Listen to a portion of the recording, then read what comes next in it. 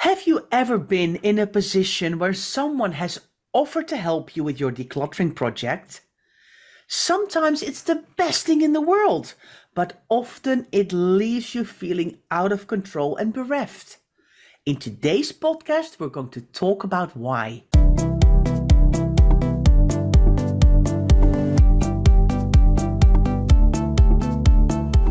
You're listening to the Declutter Hub podcast, bringing you tried and tested, no-nonsense tips and advice from the leading experts in decluttering and organising your home. Now here are your hosts, Ingrid Jansen and Leslie Spellman.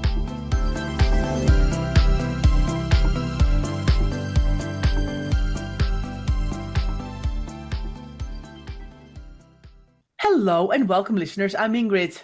And I'm Leslie. If you're here listening in, thank you so much. We appreciate you. And don't forget to hit that follow button in your podcast player, because then other people will pick up the show as well and might enjoy some of our decluttering tips and advice as well. Right, Leslie? Yes, absolutely. And don't forget, of course, of our YouTube channel. So some people like to watch us as well as listen, don't they? And you can do that on our YouTube channel, and you'll find the links for our YouTube channel in our show notes, or you can just search for the Declutter Hub on YouTube and you'll find us there as well. So yeah, watching is also possible as well as listening, Ingrid. Yes, because of course we pop into your notifications each Friday. Each Friday there is a brand new podcast. We've never even done a rerun of a podcast, Leslie. We are here every week with a brand new podcast. Can you believe it?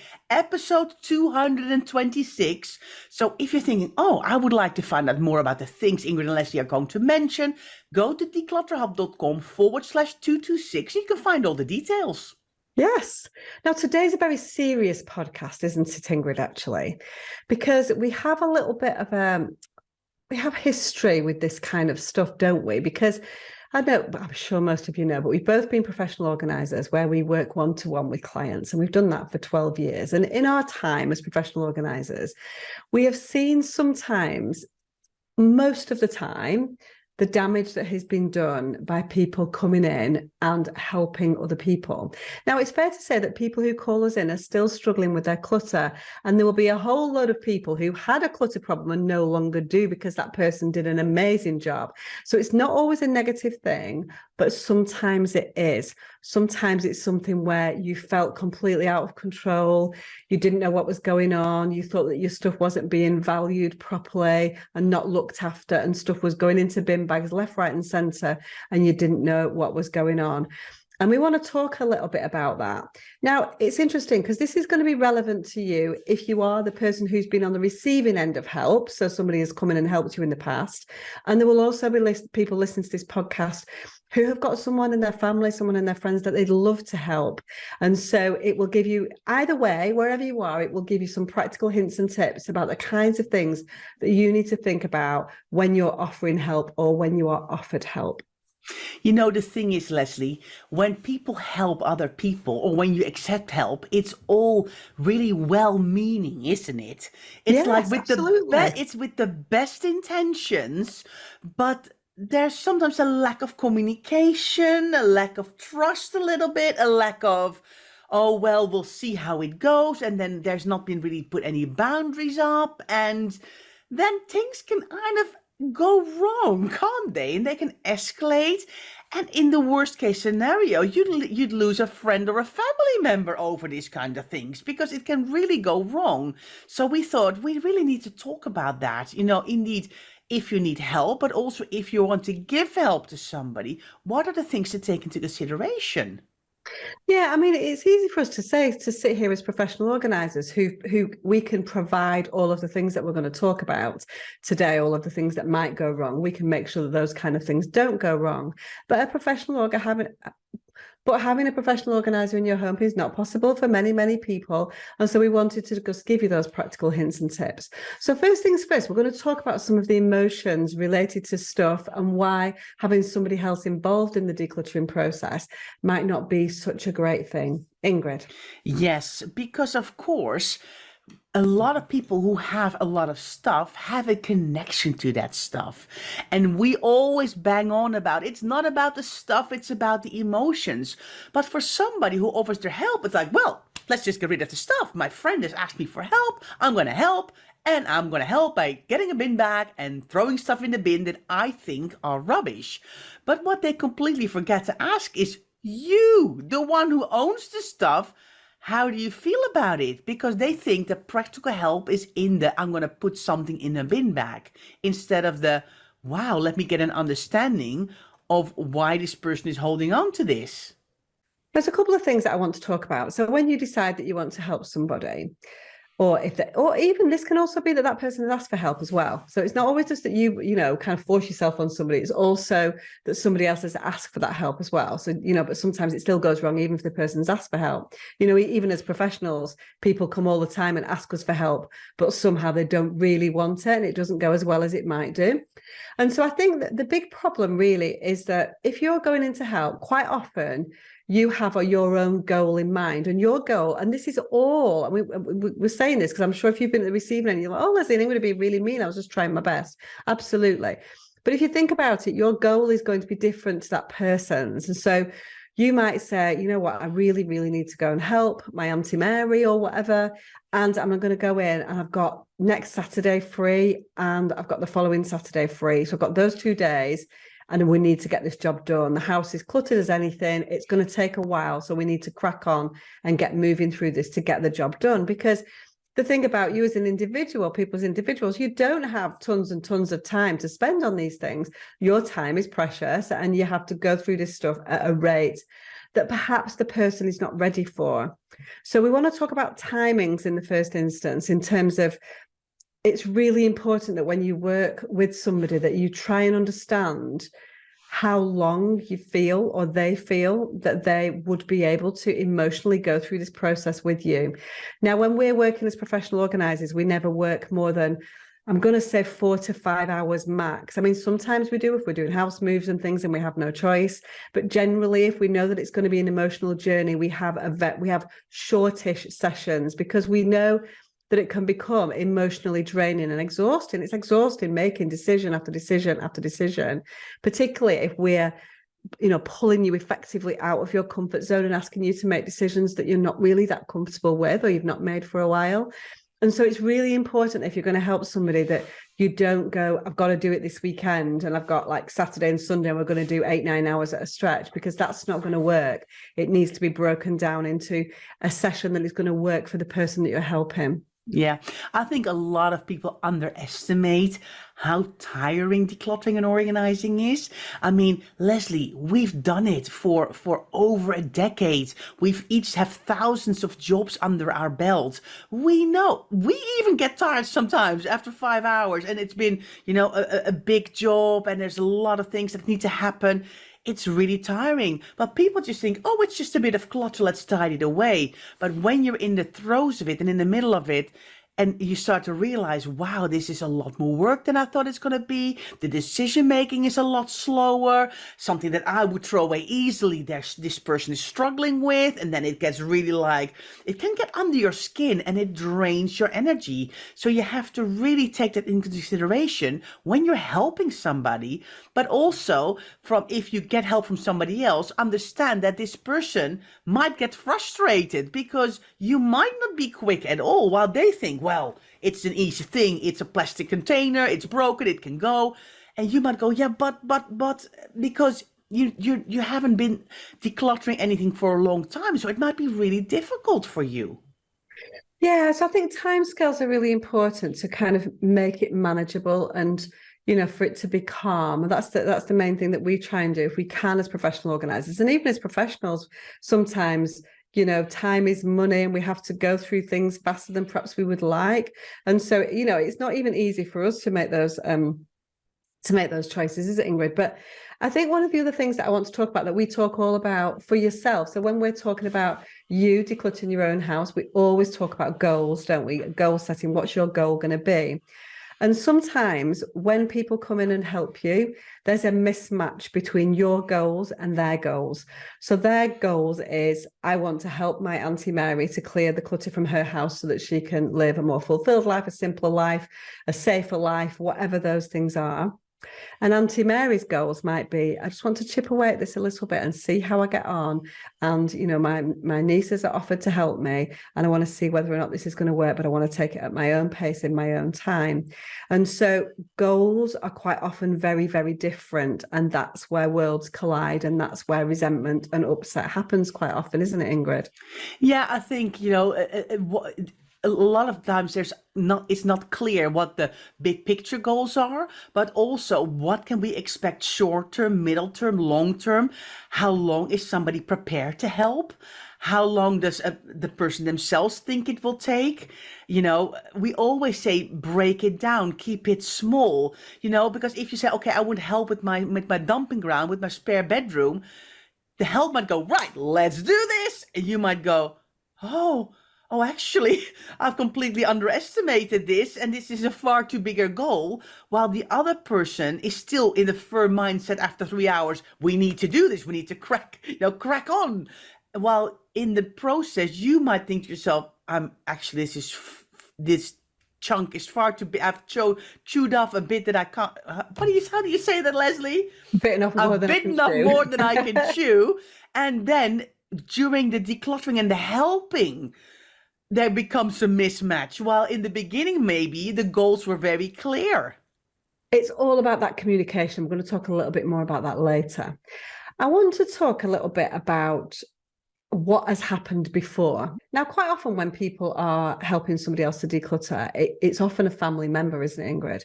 And often these family members have lived in the home before. So it might be that you make a decision that you want to go and help your mum, your dad, your grandma, your granddad, whatever that might be. And if you have lived some of your childhood, some of your teenage years, some of your young adulthood in this home where you felt that it's very chaotic and counterproductive to what you wanted, you may be harboring some kind of residual resentment about it. And so whilst you want your mum, dad to make the right decisions and you want to do it for all the right reasons, and let us stress here as well as we're going through this, we know that everybody's doing this completely with the right outcome in mind. And so this is not anything negative. It's just tricky. And that's what we're trying to get across here. I think sometimes the resentment, if you have lived with your mum going, no, I'm not throwing that away. No, I'm not throwing that away. Even though you know that's the best thing for her and ultimately for you, you can bring into that session, that decluttering session, a little bit of residual resentment, and that causes problems sometimes too. And the person can feel very pressured or shamed almost a little bit. It can feel quite shameful for the person that's at the receiving end of that. You know what? And the thing is, like we said before, it is all well-meaning, but when you're so close to another person and you've lived through that, there's loads of emotions at play that we might not even have recognized ourselves, but then that bubble to the surface when you're actually yourself being confronted with all the stuff. And there's a lot emotionally going on. And that's why Leslie and I always say it's not about the stuff, it's about all the emotions connected to it. And you need to have an understanding if you're going to have help from somebody, or if you're offering help to somebody else. Now, I think the next thing I want to talk about, Ingrid, is that at the receiving end of that, the people who you're helping, they know that they're very grateful. They know that it's a big deal for you to give out your precious time to help them with something that they feel responsible for, that they feel ashamed about, that they feel guilty about. And what that then sometimes leads to is that because they feel a little bit under pressure, it might be a timescale pressure, it might be a goal pressure, it might be a little bit of resentment, they sometimes make decisions that they're not comfortable with. And so they make them because they're a little bit embarrassed or feel kind of pressured into making those decisions. And so they lose control of the situation. And one of the things that we talk about all the time is that the most important thing in a decluttering journey is that every decision that you make, you feel 100% behind. So you know that you are making decisions for the right reasons, because as soon as you lose that control, as soon as you make a decision that you're not comfortable with or you're not ready for, then that's when you start to have regrets. And that's when, and as soon as you start to have regrets, then you start to pull back and you start to hold on to more. And so it's a real fine line, isn't it? But what we see is that there's pressure from one side, and the person feels a little bit of pressure to do the right thing because they know that you've put so much into it that they feel it needs to be a reciprocal arrangement. And so it can cause problems from that. It's all quite deep, this really, isn't it? Because we're talking about very close connections, I think, between two people, both who have the right idea in mind, but they've just got slightly different ideas about the way that this is going to go. And so this is not an easy thing to talk about, but it is something that causes real problems for people that we've come across. It causes real problems for clients that we've worked with, because, and in some instances, this kind of help has led to people, going from a lot of clutter to having hoarding tendencies, hasn't it, Ingrid? Because they felt that things have been wrestled out of their hands that they weren't ready for. So it can have quite catastrophic outcomes as well, can't it? Yeah, I think it's just that because the helper's thinking, oh, well, let it go. It's fine. You don't need it. You don't use it. You don't want it. And this ask the simple decluttering questions. And the person then kind of goes, oh, yeah, you're right. Okay, well, let's throw it away then, or let's donate it. And then it's out of the house. It's gone. And later they go, oh, that was completely the wrong thing. And when that's happened to one or more items, then the whole decluttering experience becomes a negative thing. Because in their head it suddenly turns like, oh my gosh, they were forcing me to let go of all these things and I wasn't ready. And then they remember these items forever. It's like it's like they're etched on their soul. And people can tell us, 15 years ago, I once threw something away that was really precious to me, and somebody else told me I had to let it go. And they can describe the item and the color and how big it was and the smell, because it just gets ingrained in their thoughts. While we might look at it and go, well, it's just a piece of clothing that's falling apart. Why is not it was broken. It can go. But it's just that the memories connected to the items are different for everybody else, and everybody's feelings about the items are different. So what might be complete trash to you might be an utter treasure for somebody else. And that's, I think, when helping you can be on a slippery slope sometimes, because you're just thinking, oh, this is something that's broken, I'm going to throw it away. Why, that might be something that had been buried under something else, but it was actually really important. Yeah, exactly. And those are the things that, exactly, Ingrid, those are the things that people remember all the time. Yeah.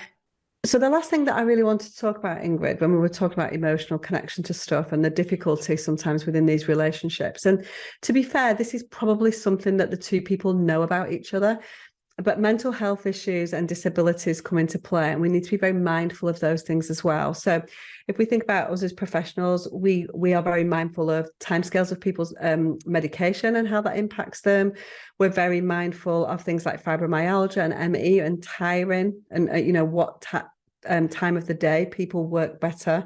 Obviously, disabilities come into play, so people need to be upfront about those kind of things. And so it's really important to understand those things and how a day runs for people, because sometimes, if this is not your mum, your dad, or even if it is, you might just pop in for an hour here and there, and they might have a very different day to the one that when you're looking at it as a 8-10 hour period. And so really be mindful about medication is a big one, and anxiety is huge, depression, those peaks and troughs, the tiring with fibro and ME as well. So those things are something that we see a lot, and we absolutely have to work around when we're doing sessions as professional organizers. And that's just a simple question. You can only work with something if somebody tells you about it, but you just need to be aware that that might be a thing as well. Yes, Leslie, you're absolutely right. So let's go for a break. And then after the break, we're going to talk about the things you can ask for to make sure you get the right help. Hi, just a short break from this week's podcast episode to tell you about our discovery calls. Maybe you aren't sure if a membership or a course is quite for you, or you would like to know exactly how our membership or courses work. You're going to have so many questions, which is completely understandable. So why don't we hop onto a discovery call so you can ask away? It's just a 15-minute call and it's completely free. No catch, Just a simple chat with Ingrid or I. Find out more on declutterhub.com/discovery. Hi, everyone. Welcome back. Let's talk about some practical tips, Leslie. Yeah, I think it's really important because this has been quite a deep podcast, hasn't it, Ingrid? I think it's fair to say that we've gone quite deep on some of the emotions, and it's quite tense because a lot of these are relationship between close friends or family. You know, sometimes it's not. Sometimes people help from like churches and things like that as well. So it's not always family members. But we just wanted to make sure that we give you something in this podcast that if somebody does offer you help, that you can frame it in a way that is going to give you the best outcome and the person that's helping you as well. That's also important to think about them as well. So first things first, I think it's really important for you to feel as if you're in control of the situation. So if someone comes to offer you help, straight away off the bat, I think you need to say, okay, I do want your help, but here are the kind of things that you need to know about me. You need to know about, we talked about anxiety, medication, mental health issues, timescales, energy, what you feel about your stuff, your emotional connection to stuff, how long you feel you can work. So all of those things need to be explained up front so you can both work together on creating a manageable, sensible goal that's going to work for both of you. I think it's really important that the communication is there right from the outset, so you know exactly what you want. We do this as professional organizers. We go in, we do a consultation call, and we go, tell us about your stuff. Tell us what you want from this. What's your goal? And what are the things that we need to know about your situation? And we'll tell you the kind of things that you need to know about us as well. And so I think it's really important to frame that right from the outset, isn't it, Ingrid? Yeah, and I think also manage some expectations about how long are we going to be here? When are we going to have a cup of tea, or when are we going to have some lunch? How are we going to set up this afternoon, this morning, or this day? How is it going to all work out? Because if it's completely unclear and you're like, after half an hour, okay, I'm ready for a break, and the other person just literally just started, then you're already starting off on the wrong foot, haven't you? So you need to kind of communicate with each other and kind of make that clear towards each other, so you've got clear expectations. And I think within that first conversation, Ingrid, you will be able to have a good feel for whether or not this is going to work. Again, in the same way as when professional organisers do consultations, that person, that our client then should get a feel for whether or not we are the right fit. Okay. So it's never going to be a professional relationship. And so somebody's not going, they're not going to deliver the same as we can as a professional organiser. But we need to work out whether this feels like it's going to be a positive outcome or a negative one. Because if it's already tense right from the beginning, then it's never going to work. And you need to cut your losses now and say, do you know what, I don't feel comfortable. Thank you so much for the help, but I really don't feel comfortable. And I don't think that I can do what you need to do for you to achieve what you want to do, what you want to achieve for me. So I think it's really important to be able to walk away. If you don't feel it's the right thing, don't feel as if you're being kind of cornered into doing something that's against your will. Yeah, and I think as well as what I think is really important is to have very clear agreements about the stuff. Let me give you an example as well. Maybe you want to agree, okay, if you find an empty milk bottle or you find a newspaper from 3 weeks ago, you're okay to put that in a recycling bag. So have agreements, okay, where is the stuff going? Is it going in the bin, in the recycling? Are we going to put anything into charity? Is there a system for that? And also make agreements about, okay, what are you ready to let the other person touch, and what decisions can they make upon that? Or maybe you're like, in the beginning, I don't even know that yet. You might say to the other person, every item, before you do anything with it, I want to see it so I can get an idea and we can figure out what I feel comfortable with or not. And what this helps with is prevent stuff being thrown away without you knowing it.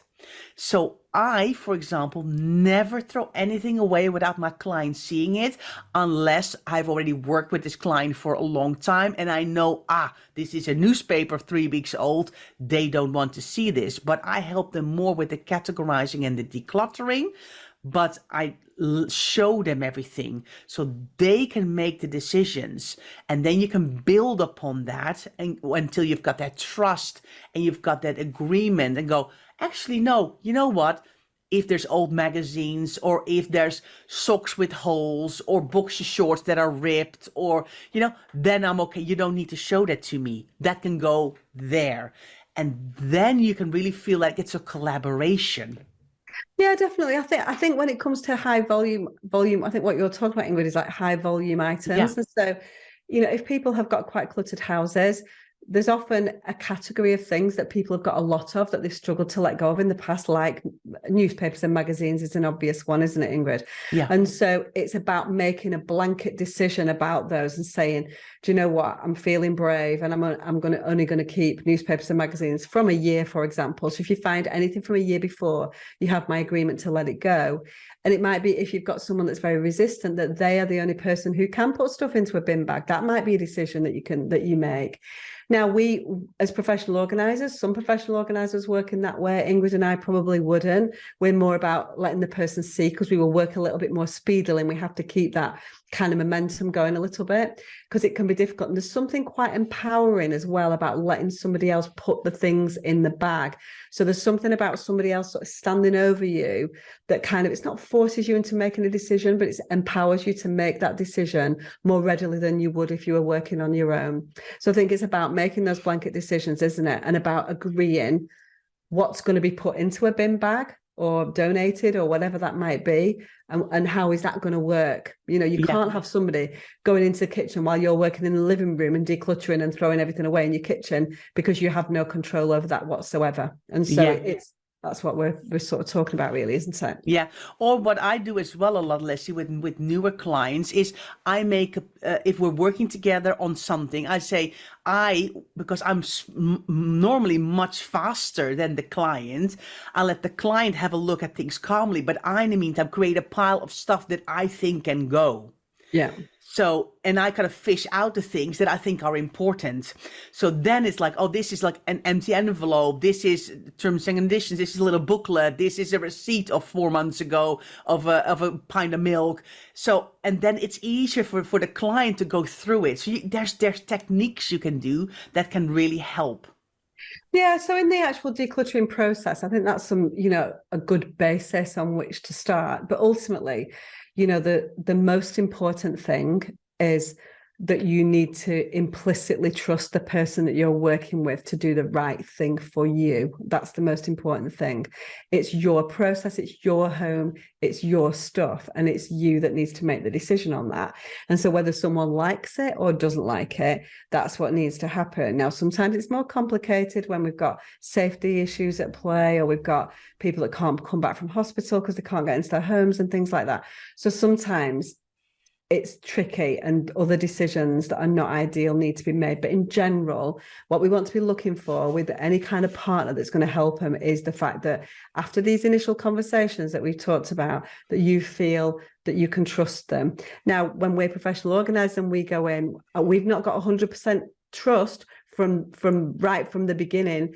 People, they might be like, oh, I feel as if I'm ready to trust this person. And then the trust starts to build as we're working together, as they see how you're working with your stuff. And so trust is what you're looking for. And if it's not working, then you need to be able to step away.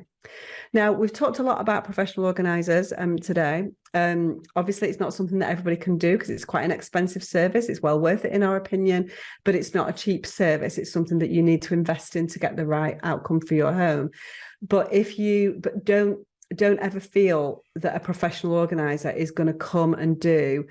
If you've had a bad experience in the past of a family member coming and making you feel out of control with the stuff that you've got, a professional organiser should not ever. I can't say that no professional organisers do, because there's always people that don't work in the way that we would like them to. But a professional organiser should not do that, because it's a professional relationship. And we're going to take out some of the things that we've spoken about, the resentment, the kind of built up frustration that might have been there as a child, the time scales and having to work in really, long chunks of time because you've not got, you've only got one weekend that you can do it. And so a professional organiser can pace that out over several weeks or over several months. There's no built up residual kind of frustration from the past. And it is a professional relationship and it's very client centered. cluttered. So it can be different. So do think about a professional organizer. Don't be scared of a professional organizer. We are not there to throw your stuff into bin bags. We are there to emotionally work through your stuff and get the best outcome for you. And of course, you might think, you know what, that sounds amazing because I've had a bad experience with a family member. I want to hire a professional organizer and realize, wow, this is way out of budget for me. I can't do this. I can't have somebody here for days on end, for months in a row. It's impossible. That is exactly where our membership comes in, because everything that we've talked about today in this podcast is what we know and what we teach in the Declutter Hub. It is what we have at our core of our courses, of our learning, is that we teach you how to do things yourself and to build up that decluttering muscle. So if you're thinking, okay, I have realized over time that the help that has been offered has not been working for me, but I can't get a professional organizer in for loads of different reasons, but I want to move on and I want to get out of this clutter situation. That's, I think, when you really want to check out the membership. So have a look at members.declutterhub.com, because Leslie and I can help you. You can either take out a monthly membership, you can take out an annual membership, and you've not only got us, but you've also got other people who have clutter there as moral support and for motivation. And I think that's what's really important. And you know what, Ingrid? This podcast is born out of, our experience as a professional organizer and questions that we get in the Q&A. So we do a live Q&A every 2 weeks where we sort of delve deep into your specific questions, or our members' specific questions. And that question comes up a lot. Somebody came in, threw my stuff away, and it made me kind of, keep hold of more. What do I do about that? And it's, it's a hard thing to break. If you've had that bad experience, it's not easy. And it can be, in some instances, if it's something very, very special, and often it is, it can be very, very traumatic, and it's not something you can get over easily. Yeah. So we hope that, I know it's been a little bit deep. No fun and laughter in this one. Hey, we're straight into the deepness today. But I think it's really important for us to share that information, because to say people go into this, we talk about light bulb moments all the time, and a lot of people who have helped people in the past don't realize why that has suddenly maybe stopped, and the person hasn't asked them to go back, and they thought we were doing a great job. And people want to help, but that help's got to be delivered in the right way at the right time, hasn't it? Absolutely. So listeners, I would love for you to share with us, what is your experience when someone helped you in the past? Did it work out? Did it not work out? Feel free to share that with us. You can do that in our show notes, in the comments. So go to declutterhub.com/226 and leave us a comment. And we'd love to hear from you, your experiences. Yeah, and we'll be asking about it in the Facebook group as well next week. So do share that information in the Facebook group when you see that post pop up next week as well. So, but next week we're going to go a little bit more simple and calm and maybe funny, Ingrid. Yeah, let's hope so. We're going to talk about decluttering hacks. Ooh, do they really work? We can't wait to talk to you about that. So thanks so much for listening, and we'll see you next week.